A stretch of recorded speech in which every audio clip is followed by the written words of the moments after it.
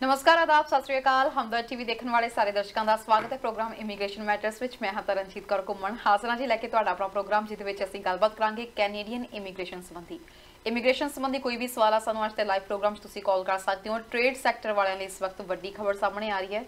Immigration के खेत्र दे विच तुहाडे लई अपॉर्चुनिटीज़ बहुत ज़्यादा वध रहीआं ने। जेकर तुहाडे कोल इस वक्त एक्सप्रैस एंट्री लई क्वालीफाई होने का मौका नहीं मिल पा रहा तो PNP वालियां लई भी वड्डी खबर सामने आ रही है। इस वक्त कैनेडा दी ਵੱਖ-ਵੱਖ प्रोविंसेस ਦੇ ਵਿੱਚ PNP ਦਾ ਕੋਟਾ ਵੀ ਜਿਹੜਾ ਵਧਣ ਜਾ ਰਿਹਾ। ਸੋ ਇਸ ਦੇ ਬਾਰੇ ਤੁਹਾਨੂੰ ਜਾਣਕਾਰੀ ਦੇਵਾਂਗੇ। ਕਿਹੜੀ ਪ੍ਰੋਵਿੰਸ ਤੋਂ ਤੁਸੀਂ ਹੈਗੇ ਹੋ, ਆਪਦੇ ਆਪਸ਼ਨਸ ਬਾਰੇ ਜਾਣਨਾ ਚਾਹੁੰਦੇ ਹੋ, ਸਾਨੂੰ ਅੱਜ ਦੇ ਲਾਈਵ ਪ੍ਰੋਗਰਾਮ 'ਚ ਤੁਸੀਂ ਕਾਲ ਕਰ ਸਕਦੇ ਹੋ।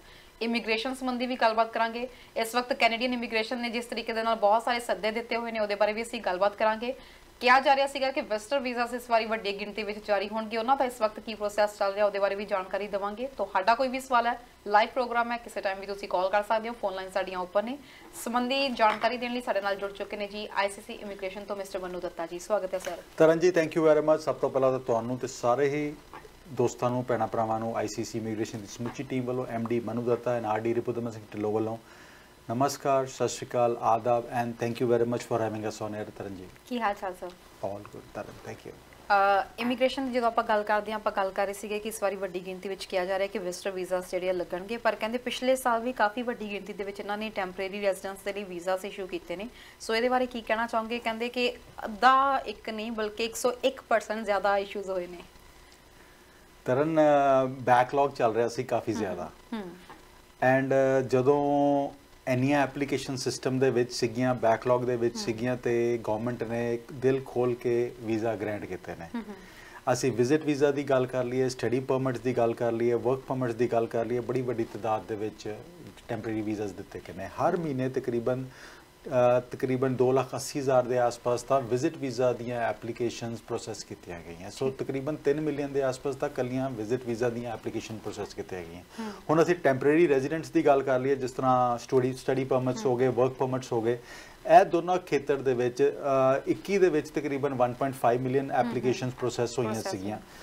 2022 ਦੇ ਵਿੱਚ 3.1 ਮਿਲੀਅਨ ਤੋਂ ਜ਼ਿਆਦਾ ਐਪਲੀਕੇਸ਼ਨਸ ਪ੍ਰੋਸੈਸ ਹੋਈਆਂ ਸਟੱਡੀਜ਼ ਸਟੂਡੈਂਟਸ ਦੀਆਂ ਐਂਡ ਵਰਕ ਪਰਮਿਟਸ ਦੀਆਂ।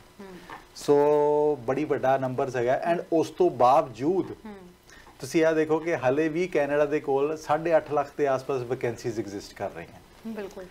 ਸੋ ਤਰਨ ਇਹਦਾ ਕੀ ਮਤਲਬ ਹੋਇਆ ਕਿ ਕੋਵਿਡ ਦੇ ਟਾਈਮ ਤੇ ਬਹੁਤ ਸਾਰੇ ਲੋਕੀ ਜਿਹੜੇ ਸੀਗੇ, ਜਿਹੜੇ ਰਿਟਾਇਰ ਹੋਣ ਦੇ ਨੇੜੇ ਸੀਗੇ ਜਾਂ 5-7 ਸਾਲ ਦੇ ਫਰਕ ਦੇ ਵਿੱਚ ਸੀਗੇ ਜਾਂ 10 ਸਾਲ ਦੇ ਫਰਕ ਦੇ ਵਿੱਚ, ਉਹਨਾਂ ਨੇ ਡਿਸਾਈਡ ਕੀਤਾ ਕਿ ਅਸੀਂ ਵਾਪਸ ਕੰਮ ਤੇ ਨਹੀਂ ਜਾਣਾ। ਸੋ ਜਿਹਦੇ ਕਰਕੇ ਜਿਹੜਾ ਅਸੀਂ ਸੋਚਦੇ ਪਏ ਸੀਗੇ ਕਿ ਵਰਕ ਪਰਮਿਟ ਸਾਡੇ ਬਹੁਤ ਸਾਰੀ ਰਿਟਾਇਰਮੈਂਟਸ 2030 ਤੱਕ ਐਕਸਪੈਕਟਡ ਹੈਗੀਆਂ, ਉਹ ਉਸ ਤੋਂ ਪਹਿਲਾਂ ਹੀ ਹੋਣ ਵਾਲੀਆਂ ਹੈਗੀਆਂ। ਸੋ ਆਲਮੋਸਟ 9 ਮਿਲੀਅਨ ਲੋਕੀ 2030 ਤੱਕ ਰਿਟਾਇਰ ਹੋਣ ਦੀ ਉਮੀਦ ਸੀਗੀਆਂ। ਹੋ ਸਕਦਾ ਉਹ ਹੁਣ ਨੰਬਰ 9 ਮਿਲੀਅਨ ਤੋਂ ਵੱਧ ਕੇ 12 ਮਿਲੀਅਨ ਤੱਕ ਚਲੇ ਜਾਵੇ। ਸੋ ਜਿਵੇਂ ਤੁਸੀਂ ਨੰਬਰਸ ਦੀ ਗੱਲ ਕਰਦੇ ਹੋ, ਹੁਣ ਇਸ ਚੀਜ਼ ਦੀ ਸ਼ਾਰਟੇਜ ਨੂੰ ਪੂਰਾ ਕਰਨ ਦੇ ਲਈ ਸਰਕਾਰ ਵੀ ਕਾਫੀ ਉਪਰਾਲੇ ਕਰ ਰਹੀ ਹੈ। ਇਮੀਗ੍ਰੇਸ਼ਨ ਵਿਭਾਗ ਵੱਲੋਂ ਜਿੱਥੇ ਇੱਕ ਪਾਸੇ ਕਿਹਾ ਗਿਆ ਕਿ ਵਿਜ਼ਟਰ ਵੀਜ਼ਾ ਵਾਲਿਆਂ ਦੀ ਐਕਸਟੈਂਸ਼ਨ ਕਰ ਦਿੱਤੀ ਗਈ ਹੈ, ਜਿਹੜੇ ਪੋਸਟ ਗ੍ਰੈਜੂਏਟ ਵਰਕ ਪਰਮਿਟ ਜਿਨ੍ਹਾਂ ਦੇ ਇਸ ਵਕਤ ਐਕਸਪਾਇਰ ਹੋ ਰਹੇ ਸੀ ਉਹਨਾਂ ਨੂੰ ਅੱਗੇ ਐਕਸਟੈਂਡ ਕਰ ਦਿੱਤਾ ਗਿਆ। ਇਹਦੇ ਬਾਰੇ ਕੀ ਕਹੋਗੇ? ਤਰਨ ਐਬਸੋਲੂਟਲੀ ਇਸ ਟਾਈਮ ਤੇ ਕੈਨੇਡਾ ਦੇ ਵਿੱਚ 8.5 ਲੱਖ ਵੈਕੈਂਸੀਜ਼ ਦੀ ਅਸੀਂ ਗੱਲ ਕਰ ਰਹੇ ਹਾਂ। ਹੁਣ ਆ ਵੈਕੈਂਸੀਜ਼ ਇਮੀਡੀਏਟਲੀ ਗਵਰਨਮੈਂਟ ਕਿਹੜੇ ਮੈਜਰਸ ਲੈ ਸਕਦੀ, ਕਿਹੜੇ ਲੋਕਾਂ ਨੂੰ ਵਿਦਨ ਕੈਨੇਡਾ ਦੇ ਸਕਦੀ ਹੈ, ਕਿਹੜੇ ਰਾਈਟ ਅਵੇ ਕੁਆਲੀਫਾਈ ਕਰ ਸਕਦੇ ਨੇ। ਹੁਣ ਸਟੂਡੈਂਟਸ ਨੂੰ ਜਿਹੜਿਆਂ ਦੇ 2022 ਦੇ ਵਿੱਚ ਜਿਨ੍ਹਾਂ ਦੇ ਐਕਸਪਾਇਰ ਹੋਏ ਜਾਂ 2023 ਦੇ ਵਿੱਚ ਐਕਸਪਾਇਰ ਹੋਣ ਜਾ ਰਹੇ ਨੇ, ਸਾਰਿਆਂ ਨੂੰ 18 ਮਹੀਨੇ ਦੀ ਐਕਸਟੈਂਸ਼ਨ ਦੇ ਦਿੱਤੀ ਕਿ ਗਵਰਨਮੈਂਟ ਚਾਹੁੰਦੀ ਹੈਗੀ ਕਿ ਸਟੂਡੈਂਟਸ ਜਿਹੜੇ ਹੈਗੇ ਨੇ ਉਹਨਾਂ ਨੇ ਇੱਥੇ ਪੜ੍ਹਾਈ ਵੀ ਕੀਤੀ ਹੈਗੀ ਹੈ, ਮਿਹਨਤਾਂ ਵੀ ਕੀਤੀਆਂ ਹੈਗੀਆਂ, ਪੈਸੇ ਵੀ ਸਪੈਂਡ ਕੀਤੇ ਨੇ, ਇਕੋਨੋਮੀ ਦੇ ਵਿੱਚ ਆਪਣਾ ਯੋਗਦਾਨ ਵੀ ਪਾਇਆ। They do not want these people this segment to go back. So ਐਸੇ ਕਰਕੇ 18 ਮਹੀਨੇ ਦੀ ਐਕਸਟੈਂਸ਼ਨ ਦਿੱਤੀ ਗਈ ਕਿ ਸਾਰੇ ਇੰਟਰਨੈਸ਼ਨਲ ਸਟੂਡੈਂਟ ਇੱਥੇ ਕੰਮ ਵੀ ਕਰੀ ਜਾਣ, PR ਵਾਸਤੇ ਕੁਆਲੀਫਾਈ ਵੀ ਹੋ ਜਾਣ। ਹੁਣ ਬੱਚੇ ਦੇ ਉੱਤੇ ਡਿਪੈਂਡ ਕਰਦਾ ਹੈ ਕਿ ਕਿਹੜਾ ਕਿੱਥਾਂ, ਬਿਕੋਜ਼ ਬਹੁਤ ਸਾਰੇ ਬੱਚੇ ਹਾਲੇ ਤੱਕ ਅਣਗਹਿਲੀਆਂ ਕਰਕੇ ਬੈਠੇ ਸੀਗੇ ਕਿ ਕੋਈ ਨਹੀਂ ਹੋ ਹੀ ਜਾਏਗਾ ਸਾਡਾ। ਹੁਣ now is the time for them to take initiative. हो सकता 2023 ਦੇ ਬਾਅਦ ਐਕਸਟੈਂਸ਼ਨ ਨਾ ਆਵੇ। ਸੋ ਆ ਲਾਸਟ ਰਿਜ਼ੋਰਟ ਲੈ ਕੇ ਚੱਲਣਾ ਚਾਹੀਦਾ। 18 ਮਹੀਨੇ ਦਾ ਸਾਨੂੰ ਇੱਕ ਬੋਨ ਮਿਲਿਆ ਹੈਗਾ, ਇਹਦਾ ਅਸੀਂ ਫਾਇਦਾ ਲਈਏ ਤੇ ਆਪਣੀ ਪਰਮਾਨੈਂਟ ਰੈਜ਼ੀਡੈਂਸੀ ਲਈਏ, ਭਾਵੇਂ ਓਨਟਾਰੀਓ ਦੇ ਵਿੱਚ ਹੋ ਰਹੀ ਹੈ। ਐਂਡ ਓਨਟਾਰੀਓ ਵੀ ਹੁਣ ਦੇਖੋ ਬੜੀ ਸਾਰੀ ਚੇਂਜਸ ਆ ਗਈਆਂ ਤਰਨ ਜੀ। ਚੇਂਜਸ ਕਿਉਂ ਆ ਗਈਆਂ ਕਿ ਕੋਟਾਸ ਡਰਾਸਟਿਕਲੀ ਵੱਧ ਗਏ ਨੇ ਹਰ ਪ੍ਰੋਵਿੰਸ ਤੇ। 40%, 42%, 50% ਦੀ ਉਹਨਾਂ ਨੂੰ ਨੰਬਰਸ ਉਹਨਾਂ ਦੇ ਵਧਾ ਦਿੱਤੇ ਗਏ ਨੇ। ਜਿਸ ਤਰ੍ਹਾਂ ਓਨਟਾਰੀਓ ਦਾ ਨੰਬਰ ਸੀਗਾ ਪਹਿਲੇ 9500 ਐਪਲੀਕੇਸ਼ਨ ਸਾਲ ਦੀਆਂ ਸੀ, ਓਨਟਾਰੀਓ PNP ਦੇ ਅੰਡਰ ਪ੍ਰੋਸੈਸ ਕਰਦੇ ਸੀਗੇ।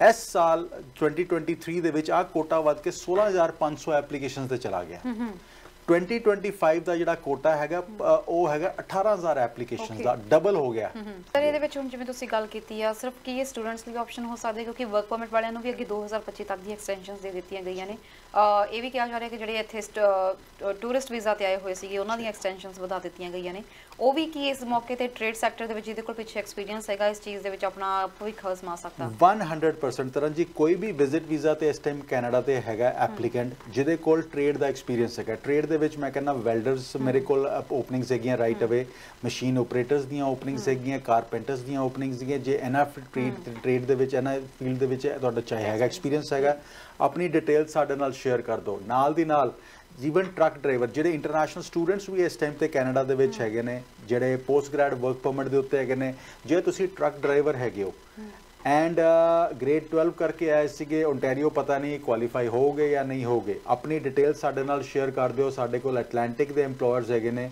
ਜਿੱਥੇ ਤੁਸੀਂ 1 ਸਾਲ ਬਾਅਦ PNP ਵਾਸਤੇ ਕੁਆਲੀਫਾਈ ਕਰ ਜਾਓਗੇ ਸੋ ਆ ਆਪਸ਼ਨਸ ਅੱਜ ਦੀ ਤਰੀਕ ਦੇ ਵਿੱਚ ਉਹਨਾਂ ਦੋਸਤਾਂ ਵਾਸਤੇ ਵੀ ਹੈਗੀਆਂ ਐਂਡ ਜੇ ਕੋਈ ਵੀ ਵਿਜ਼ਟਰ ਇਸ ਟਾਈਮ ਕੈਨੇਡਾ ਦੇ ਵਿੱਚ ਆਇਆ ਹੋਇਆ ਹੈ ਆਪਣੀ ਏਜ ਆਪਣੀ ਐਜੂਕੇਸ਼ਨ ਆਪਣਾ ਐਕਸਪੀਰੀਅੰਸ ਆਪਣੀ ਲੈਂਗੁਏਜ ਸਕਿੱਲਸ ਸਾਡੇ ਨਾਲ ਸ਼ੇਅਰ ਕਰੋ ਜਾਂ ਕਿਸੇ ਵੀ ਕੰਸਲਟੈਂਟ ਨਾਲ ਸ਼ੇਅਰ ਕਰੋ ਬਿਕੋਜ਼ ਹਰ ਕੰਸਲਟੈਂਟ ਦੇ ਕੋਲ ਅੱਜ ਦੀ ਤਰੀਕ ਦੇ ਵਿੱਚ ਓਪਨਿੰਗਸ ਹੋਣੀਆਂ ਚਾਹੀਦੀਆਂ ਹੈਗੀਆਂ ਬਿਕੋਜ਼ ਇਸ ਤਰ੍ਹਾਂ ਅਸੀਂ ਜਿਹੜੀ ਸ਼ਾਰਟੇਜਸ ਤੋਂ ਨਿਕਲ ਰਹੇ ਹੈਗੇ ਆ ਐਵੇਂ ਸਿਮਿਲਰਲੀ ਹੈਲਥ ਕੇਅਰ ਦੇ ਵਿੱਚ ਤਰਨ ਜੀ ਜੇ ਬਹੁਤ ਸਾਰੀਆਂ ਨਰਸਿਸ ਇਹੋ ਜਿਹੀਆਂ ਹੈਗੀਆਂ ਜਿਹੜੇ ਕੇਅਰ ਗਿਵਰ ਦੀਆਂ ਐਪਲੀਕੇਸ਼ਨ ਪਿਛਲੇ 2-2 3-3 ਸਾਲ ਤੋਂ ਲਗਾ ਕੇ ਬੈਠੀਆਂ ਨੇ ਵੇਟ ਕਰਦੇ ਪਏ ਨੇ ਐਂਡ ਜਿਹੜੀਆਂ ਲਗਾਣੀਆਂ ਵੀ ਚਾਹੁੰਦੀਆਂ ਹੈਗੀਆਂ ਨੇ ਬਟ ਪਤਾ ਨਹੀਂ ਕਿ ਪੀਆਰ ਉਹ ਪਹਿਲੇ ਤੇ ਇੱਥੇ ਆ ਕੇ ਕੰਮ ਕਰਨਗੇ ਫਿਰ ਪੀਆਰ ਵਾਸਤੇ ਕੁਆਲੀਫਾਈ ਕਰਨਗੇ ਅੱਜ ਦੀ ਤਰੀਕ ਦੇ ਵਿੱਚ ਜੇ ਤੁਸੀਂ ਸਟ੍ਰੇਟ ਅਵੇ ਵਰਕ ਪਰਮਿਟ ਤੇ ਆ ਕੇ PNP ਦੇ ਵਿੱਚ ਕੁਆਲੀਫਾਈ ਕਰ ਜਾਓ ਬੈਟਰ ਨਹੀਂ ਹੈਗਾ ਸੋ ਈਵਨ ਜੇ ਤੁਹਾਡੇ ਕੋਲ ਨਰਸਿੰਗ ਦੀ ਬੈਕਗ੍ਰਾਉਂਡ ਹੈਗੀ ਆਪਣੀ ਡਿਟੇਲਸ ਸ਼ੇਅਰ ਕਰੋ ਇਸ ਟਾਈਮ ਤੇ this probably is 2023 will be an amazing year ਜਿਹੜਾ ਵੀ ਇਹਨਾਂ ਆਕੂਪੇਸ਼ਨਸ ਤੋਂ ਹੈਗੇ ਨੇ ਜੀ ਬਿਲਕੁਲ ਆਪਣਾ ਕਾਲਰ ਜੁੜ ਕੇ ਨੇ ਆਪਾਂ ਕਾਲ ਲਈ ਸਤਿ ਸ਼੍ਰੀ ਅਕਾਲ ਜੀ ਕਿੱਥੋਂ ਬੋਲ ਰਹੇ ਹੋ ਕੀ ਸਵਾਲ ਹੈ ਸਤਿ ਸ਼੍ਰੀ ਅਕਾਲ ਜੀ ਹਾਂਜੀ ਅਸੀਂ ਐਡਮਿਸ਼ਨ ਤੋਂ ਹੋ ਗਏ ਹਾਂਜੀ ਅਸੀਂ ਇਹ ਪੁੱਛਣਾ ਚਾਹੁੰਦੇ ਹਾਂ ਵੀ ਜਿਹੜੇ PNP ਇੰਡੀਆ ਤੋਂ ਲਾਈ ਹੁੰਦੀ ਉਹਨੂੰ ਕਿੰਨਾ ਕੁ ਟਾਈਮ ਲੱਗ ਜਾਂਦਾ ਹੁੰਦਾ ਜੀ ਤੁਸੀਂ ਸਰ ਕੁਝ ਪੁੱਛਣਾ ਟੀਵੀ ਸਕਰੀਨ ਤੇ ਆਨਸਰ ਸੁਣ ਸਕਦੇ ਹੋ ਜੀ ਥੈਂਕ ਯੂ ਸੋ ਮਚ ਤੁਸੀਂ ਪ੍ਰੋਗਰਾਮ ਦੇ ਵਿੱਚ ਕਾਲ ਕੀਤੀ ਹੈ ਥੈਂਕ ਯੂ ਜੀ ਸਰ ਤਰਨ ਜੀ ਜਦੋਂ ਵੀ PNP ਕਿਸੇ ਪ੍ਰੋਵਿੰਸ ਦਾ ਅਪਰੂਵ ਹੁੰਦਾ ਉਸ ਤੋਂ ਬਾਅਦ 2 ਐਪਲੀਕੇਸ਼ਨਸ ਨਾਰਮਲੀ ਲੱਗਦੀਆਂ ਹੈਗੀਆਂ ਇੱਕ ਤੇ ਵਰਕ ਪਰਮਿਟ ਦੀ ਲੱਗਦੀ ਹੈਗੀ ਹੈ ਤੇ ਦੂਸਰੀ ਲੱਗਦੀ ਹੈ ਪਰਮਨੈਂਟ ਰੈਜ਼ੀਡੈਂਸੀ ਦੀ ਵਰਕ ਪਰਮਿਟ ਦਾ ਅੱਜ ਦਾ ਇੰਡੀਆ ਦਾ ਪ੍ਰੋਸੈਸਿੰਗ ਟਾਈਮ ਸਿਰਫ 8 ਵੀਕਸ ਦਾ ਚੱਲ ਰਿਹਾ 8 ਹਫ਼ਤਿਆਂ ਦੇ ਵਿੱਚ ਤੁਹਾਡੀ ਐਪਲੀਕੇਸ਼ਨ ਥਰੂ ਹੋ ਸਕਦੀ ਹੈ ਉਸ ਤੋਂ ਬਾਅਦ ਜਿਹੜੇ PR ਦੀ ਗੱਲ ਕਰ ਰਹੇ ਹੋ ਉਹਦਾ ਟਾਈਮ ਜਿਹੜਾ ਚੱਲ ਰਿਹਾ ਜੀ 9 ਮਹੀਨਿਆਂ ਤੋਂ ਲੈ ਕੇ 26 ਮਹੀਨਿਆਂ ਦਾ ਚੱਲ ਰਿਹਾ ਜੀ ਸੋ 9 ਤੋਂ 26 ਮਹੀਨਿਆਂ ਦੇ ਵਿੱਚ ਐਪਲੀਕੇਸ਼ਨ ਪ੍ਰੋਸੈਸ ਹੋ ਸਕਦੀ ਹੈ permanent residency the with family ਜੀ ਤੇ ਉਮੀਦ ਕਰਦੇ ਹਾਂ ਤੁਹਾਨੂੰ ਤੁਹਾਡੇ ਸਵਾਲ ਦਾ ਜਵਾਬ ਮਿਲ ਗਿਆ ਹੋਵੇਗਾ ਆਪਣੇ ਦਰਸ਼ਕਾਂ ਨੂੰ ਦੱਸ ਦਈਏ ਕਿ ਇਸ ਵਕਤ ਲਾਈਵ ਪ੍ਰੋਗਰਾਮ ਹੈ ਇਮੀਗ੍ਰੇਸ਼ਨ ਸੰਬੰਧੀ ਕੋਈ ਸਵਾਲ ਹੈ ਸਾਨੂੰ ਲਾਈਵ ਪ੍ਰੋਗਰਾਮ 'ਚ ਕਾਲ ਕਰ ਸਕਦੇ ਹੋ ਤੁਸੀਂ ਗੱਲ ਕਰ ਸੀ ਹੈਲਥ ਕੇਅਰਸ ਦੀ ਬਹੁਤ ਸਾਰੇ ਇਸ ਵਕਤ ਇਹ ਚੀਜ਼ ਦੀ ਵੀ ਵੇਟ ਕਰ ਰਹੇ ਨੇ ਕਿ ਅਗਲੇ ਸਾਲ ਹੁਣ ਨੈਨੀ ਦੀਆਂ ਫਾਈਲਸ ਓਪਨ ਹੋਣਗੀਆਂ ਕਿ ਸਾਨੂੰ ਉਸ ਟਾਈਮ ਤੱਕ ਵੇਟ ਕਰਨੀ ਚਾਹੀਦੀ ਹੈ ਜਾਂ ਇਸ ਵੇਲੇ ਵੀ ਓਪਨਿੰਗਸ ਹੈਗੀਆਂ ਨੇ ਤਾਂ ਉਹਦੇ ਵਿੱਚ ਅਸੀਂ ਇੱਕ ਵਾਰੀ ਟਰਾਈ ਕਰ ਸਕਦੇ ਹਾਂ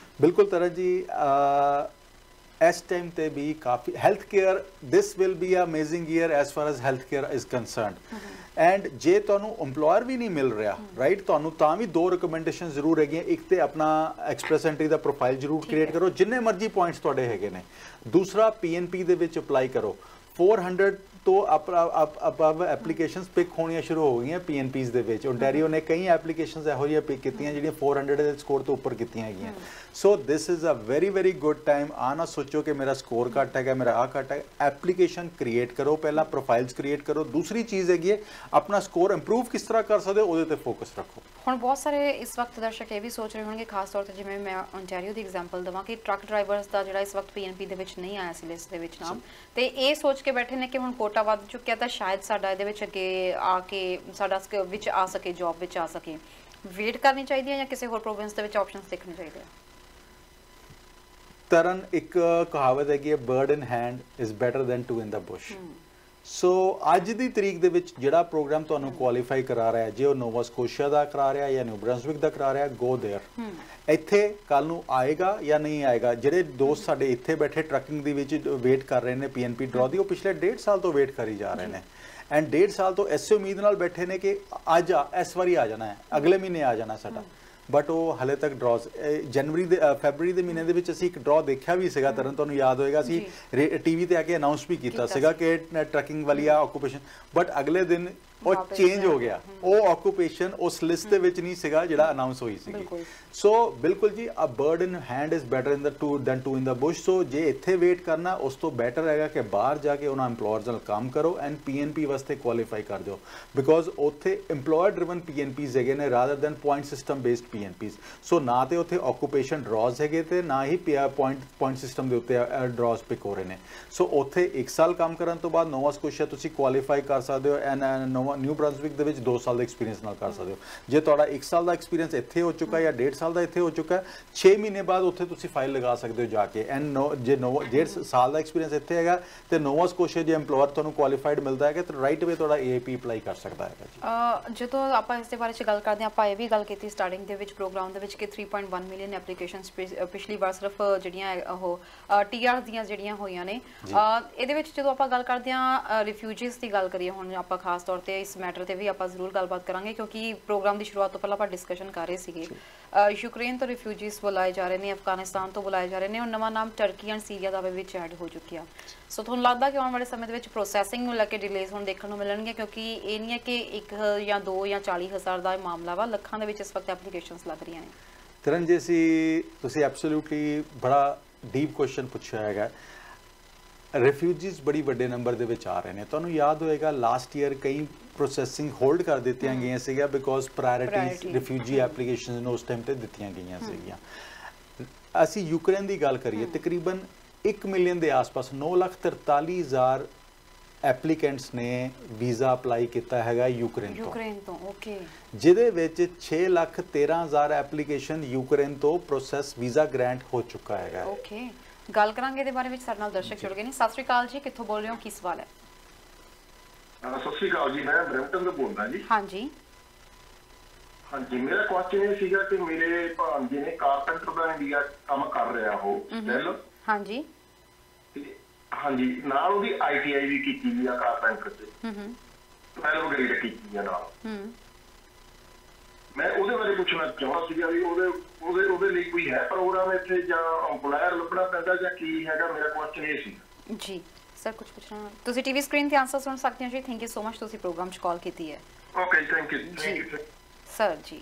ਓਕੇ ਜੀ, ਤੁਹਾਡੇ ਨੈਫਿਊ ਵਾਸਤੇ ਦੋ ਚੀਜ਼ਾਂ ਤੇ ਬਿਲਕੁਲ ਸਟ੍ਰੇਟ ਹੈਗੀਆਂ ਜੀ। ਐਕਸਪ੍ਰੈਸ ਐਂਟਰੀ ਦਾ ਪ੍ਰੋਫਾਈਲ ਕ੍ਰੀਏਟ ਕਰੇ, ਦੂਸਰਾ ਪੀਐਨਪੀ ਦੇ ਵਿੱਚ ਪ੍ਰੋਫਾਈਲ ਕ੍ਰੀਏਟ ਕਰੇ ਬਿਕੋਜ਼ ਓਨਟਾਰੀਓ ਦੇ ਵਿੱਚ ਕਾਰਪੈਂਟਰਸ ਦਾ ਡਰਾ ਅਸੀਂ ਰੈਗੂਲਰ ਦੇਖਦੇ ਪਏ ਹਾਂ। ਹਾਂ, ਜੇ ਕੋਈ EMPLOYER ਮਿਲ ਜਾਂਦਾ ਉਹ ਬੜਾ ਵੱਡਾ ਐਡਿਡ ਐਡਵਾਂਟੇਜ ਹੋਏਗਾ ਬਿਕੋਜ਼ ਉਹਦੀ PR ਫਿਰ ਉਹਦੀ ਆਲਮੋਸਟ ਸਾਨੂੰ ਨਜ਼ਰ ਆਏਗਾ ਕਿ ਹੁੰਦੀ ਪਈ ਹੈਗੀ ਹੈ ਉਹ, ਬਿਕੋਜ਼ ਉਹਦੇ ਪੁਆਇੰਟਸ ਡਰਾਸਟਿਕਲੀ ਵੱਧ ਜਾਣਗੇ। ਕੈਨੇਡੀਅਨ ਐਕਸਪੀਰੀਅੰਸ ਦੇ ਨਾਲ ਵੀ ਉਹਦਾ ਬੂਸਟ ਮਿਲੇਗਾ ਐਂਡ ਰਾਈਟ ਅਵੇ ਉਹਦੀ ਐਪਲੀਕੇਸ਼ਨ PNP ਦੇ ਥਰੂ ਪ੍ਰੋਸੈਸ ਹੋ ਸਕਦੀ ਹੈ ਓਨਟਾਰੀਓ ਦੇ ਵਿੱਚ ਵੀ। ਐਂਡ ਅੱਜ ਦੀ ਤਰੀਕ ਦੇ ਵਿੱਚ ਆ ਟ੍ਰੇਡਸ ਹਰ ਜਗ੍ਹਾ ਹਰ ਪ੍ਰੋਵਿੰਸ ਦੇ ਵਿੱਚ ਸ਼ਾਰਟੇजेस ਹੈਗੀਆਂ ਜੀ। ਆਪਾਂ ਵਾਪਸ ਟੌਪਿਕ ਤੇ ਉੱਤੇ ਆਈਏ। ਯੂਕਰੇਨੀਅਨ ਸੇ ਤੁਸੀਂ ਗੱਲ ਕਰ ਰਹੇ ਸੀ, ਅਰਾਊਂਡ 1 ਮਿਲੀਅਨ ਦੇ ਕਰੀਬ ਐਪਲੀਕੇਸ਼ਨਸ ਲੱਗੀਆਂ, ਜਿਹਦੇ ਵਿੱਚੋਂ 6.5 ਲੱਖ ਦੇ ਕਰੀਬ ਪ੍ਰੋਸੈਸ ਵੀ ਹੋ ਚੁੱਕੀਆਂ ਨੇ। ਮਤਲਬ ਬਾਕੀ ਜਿਹੜੇ ਵਿਜ਼ਟਰ ਵੀਜ਼ਾਸ ਦੀ ਵੇਟ ਕਰ ਰਹੇ ਆ ਜਾਂ ਕੁਝ ਕਰ ਰਹੇ ਆ ਉਹਨਾਂ ਨੂੰ ਤਾਂ ਬਹੁਤ ਟਾਈਮ ਲੱਗ ਰਿਹਾ। ਤਰਨ ਜੀ, ਕਈ ਵਾਰੀ ਤੁਹਾਨੂੰ ਪ੍ਰਾਇੋਰਟੀਜ਼ ਇਹੋ ਜਿਹੀ ਕੰਟਰੀ ਜਿਹੜੀਆਂ ਵਾਰ ਟੌਨ ਹੋਣ ਉਹਨਾਂ ਨੂੰ ਦੇਣੀਆਂ ਪੈਂਦੀਆਂ ਹੈਗੀਆਂ। ਤਾਂ ਐਬਸੋਲੂਟਲੀ 9,43,000 ਨੇ ਅਪਲਾਈ ਕੀਤਾ ਸੀਗਾ, 6.25 ਲੱਖ ਗ੍ਰਾਂਟ ਹੋ ਚੁੱਕੇ ਨੇ, ਬਟ ਉਹਦੇ ਵਿੱਚ ਸਿਰਫ 1,90,000 ਐਪਲੀਕੈਂਟਸ ਇਹੋ ਜਿਹਾ ਹੈਗਾ ਜਿਹੜਾ ਟਰੈਵਲ ਕਰ ਗਿਆ ਕੈਨੇਡਾ ਦੇ ਵਿੱਚ, ਬਾਕੀਆਂ ਨੇ ਹਲੇ ਟਰੈਵਲ ਕਰਨਾ ਹੈਗਾ। ਸੋ ਉਹੀ ਤਾਂ ਗੱਲ ਹੋ ਗਈ, ਫਿਰ ਬਾਕੀ ਦੇ ਪ੍ਰੋਗਰਾਮਸ ਜਾਂ ਤਾਂ ਉਹਨਾਂ ਨੂੰ ਕੁਝ ਸਮੇਂ ਲਈ ਹੋਲਡ ਕਰ ਦਿੱਤਾ ਜਾਵੇ ਕਿਉਂਕਿ ਆਲਰੇਡੀ ਜਿਵੇਂ ਕਹਿ ਰਹੇ ਨੇ ਲੇਬਰ ਸ਼ਾਰਟੇਜ ਹੈਗੀ, ਉਹਦੇ ਲਈ ਆਲਰੇਡੀ ਤੁਹਾਡੇ ਕੋਲ ਆ ਰਹੇ ਨੇ, ਜਦੋਂ ਰੈਫਿਊਜੀਜ਼ ਆ ਰਹੇ ਨੇ ਤਾਂ ਉਹ ਵੀ ਉਧਰਲੀ ਸਾਈਡ ਤੇ ਤੁਸੀਂ ਲਗਾ ਸਕਦੇ ਹੋ। ਬਟ ਗੱਲ ਇਹ ਹੈ ਕਿ ਇੱਥੇ ਆ ਕੇ ਫਿਰ ਗਵਰਨਮੈਂਟ ਜਿਹੜੀ ਆ ਜਿਹੜੇ ਟੈਕਸ ਪੇਅਰਸ ਦੇ ਉੱਤੇ ਬੋਝ ਪਾ ਰਿਹਾ। ਇੱਕ ਪਾਸੇ ਸਟੂਡੈਂਟਸ ਦੀ ਜਦੋਂ ਆਪਾਂ ਗੱਲ ਕਰਦੇ ਹਾਂ ਇੱਥੇ ਆ ਰਿਹਾ, ਇਕਨੋਮੀ ਨੂੰ ਬੂਸਟ ਕਰ ਰਹੇ ਨੇ ਉਹ।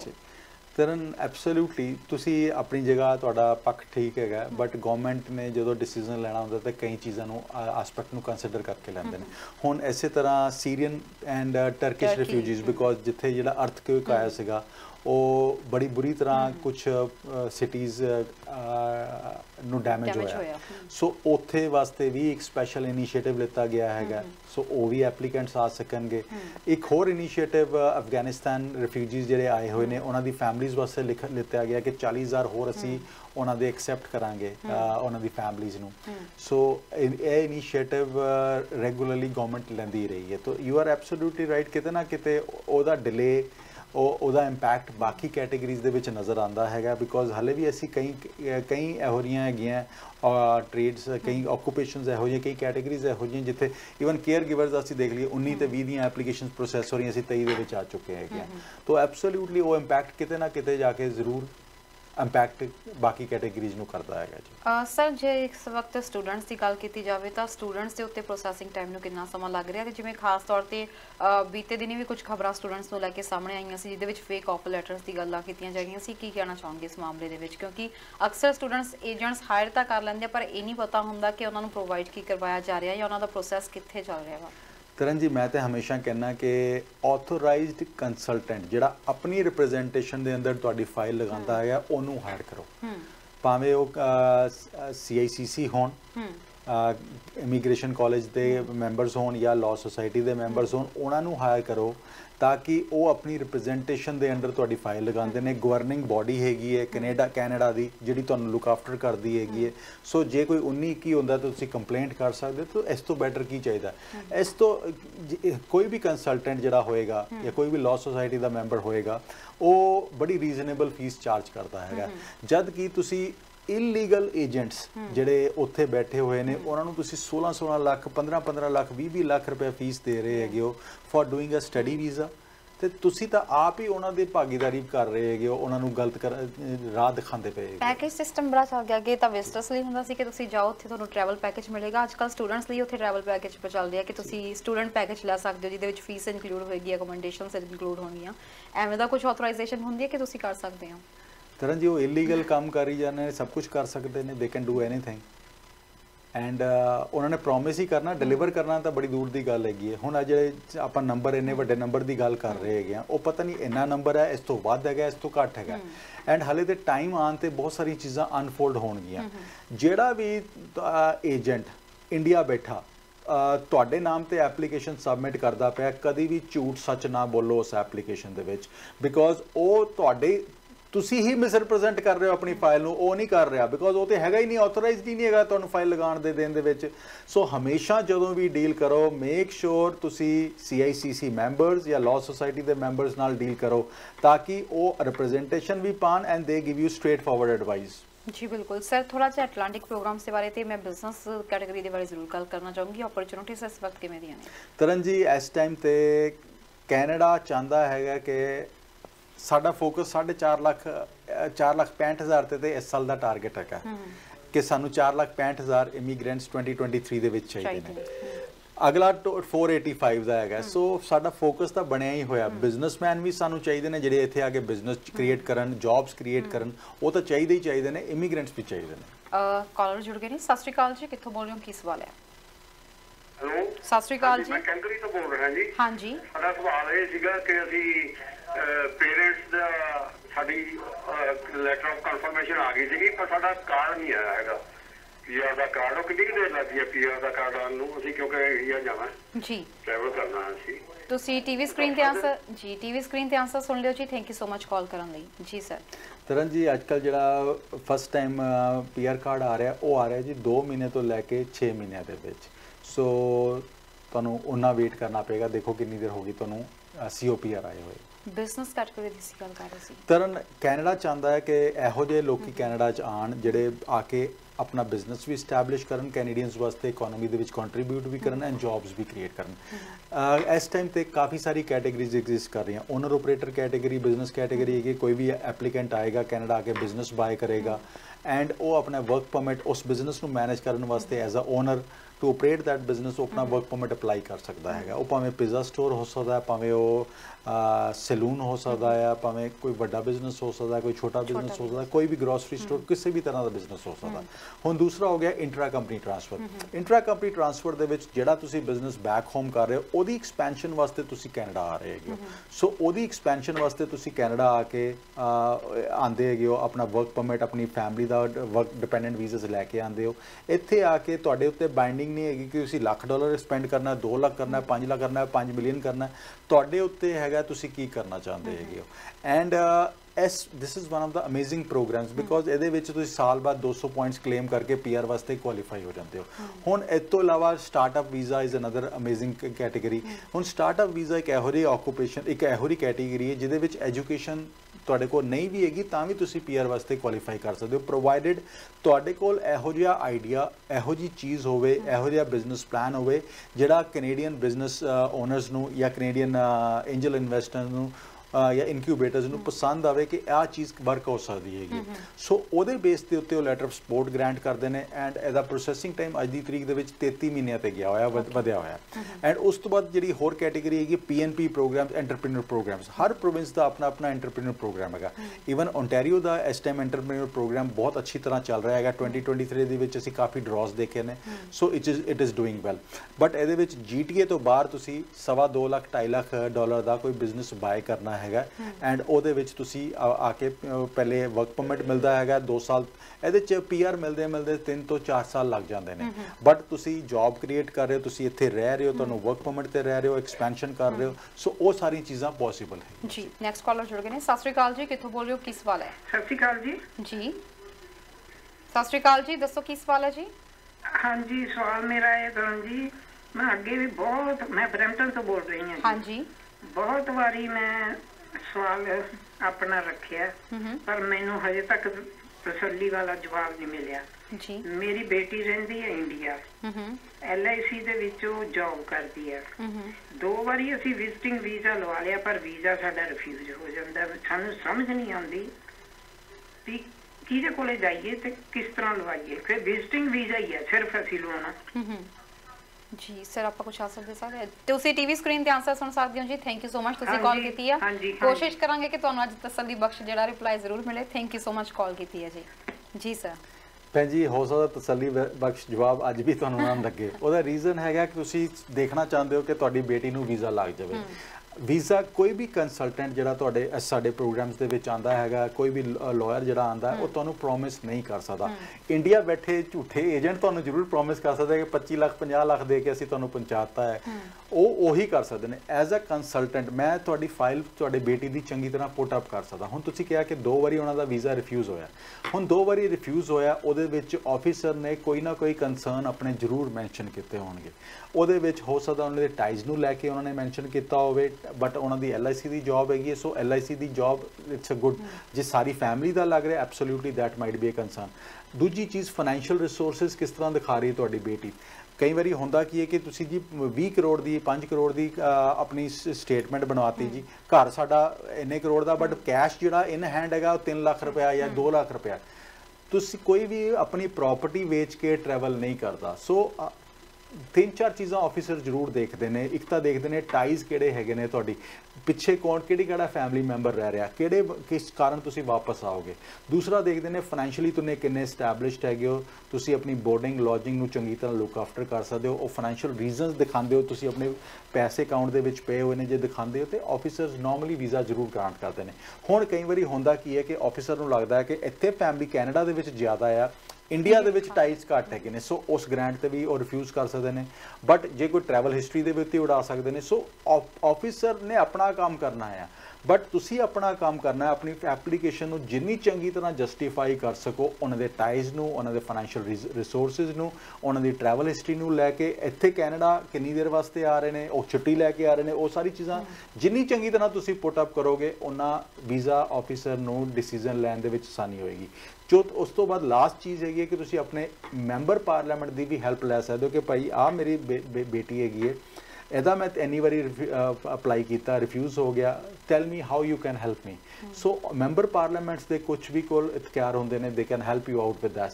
ਸੋ ਆਹੀ ਚੀਜ਼ ਕਹੂੰਗਾ, ਜਿੰਨੀ ਚੰਗੀ ਤਰ੍ਹਾਂ ਤੁਸੀਂ ਉਹਨਾਂ ਦੇ ਕੰਸਰਨਸ ਐਡਰੈਸ ਕਰੋਗੇ, ਜਿੰਨਾ ਫਾਈਨੈਂਸ਼ੀਅਲ ਰਿਸੋਰਸਿਸ ਜ਼ਿਆਦਾ ਐਸਟੈਬਲਿਸ਼ ਸ਼ੋ ਕਰੋਗੇ, ਉਹਨਾਂ ਵੀਜ਼ਾ ਲੱਗਣ ਦੇ ਚਾਂਸਸ ਵੱਧ ਜਾਣਗੇ। ਜੀ ਬਿਲਕੁਲ। ਤੇ ਸਰ, ਆਪਾਂ ਜਿਵੇਂ ਗੱਲ ਕਰ ਰਹੇ ਸੀ ਕਿ ਤੁਹਾਡੇ ਕੋਲ ਵੀ ਕੁਝ ਜੌਬ ਓਪਰਚੁਨਿਟੀਜ਼ ਹੁੰਦੀਆਂ ਨੇ, ਸੋ ਜਿਹੜੇ ਦਰਸ਼ਕ ਇਸ ਵਕਤ ਦੇਖ ਰਹੇ ਨੇ, ਇੱਕ ਪਾਸੇ ਕਹਿ ਰਿਹਾ ਕਿ ਬਹੁਤ ਜ਼ਿਆਦਾ ਲੇਬਰ ਦੀ ਸ਼ਾਰਟੇਜ ਚੱਲ ਰਹੀ ਹੈ, ਦੂਜੇ ਪਾਸੇ ਜੌਬਸ ਵੀ ਈਜ਼ੀਲੀ ਮਿਲ ਨਹੀਂ ਰਹੀਆਂ ਹੈਗੀਆਂ। ਤੁਹਾਡੇ ਕੋਲ ਕਿਹੜੀਆਂ ਜੌਬਸ ਹੈਗੀਆਂ ਨੇ ਤੇ ਕੌਣ ਇਹਦੇ ਲਈ ਕੌਣ ਇਸ ਦਾ ਫਾਇਦਾ ਚੱਕ ਸਕਦਾ ਹੈ? ਤਰਨ ਜੀ, ਜੇ ਤੁਹਾਡੇ ਕੋਲ ਐਕਸਪੀਰੀਅੰਸ ਹੈਗਾ ਆ ਵੈਲਡਿੰਗ ਦਾ ਜਾਂ ਮਸ਼ੀਨ ਆਪਰੇਟਰ ਦਾ, ਮਸ਼ੀਨਿਸਟ ਦਾ, CNC ਪ੍ਰੋਗਰਾਮਰਸ ਦਾ, ਟੂਲ ਐਂਡ ਡਾਈ ਮੇਕਰਸ ਦਾ, अपनी CV सानू फॉरवर्ड कर दिओ, अपनी डिटेल साडे नाल शेयर कर दिओ। अपना CV चाहिदा है, तुहाडा IELTS दा स्कोर कार्ड चाहिदा है, तुहाडा डिग्री असैसमेंट्स चाहिदियां, वैल्यूएशनस चाहिदियां हैगियां।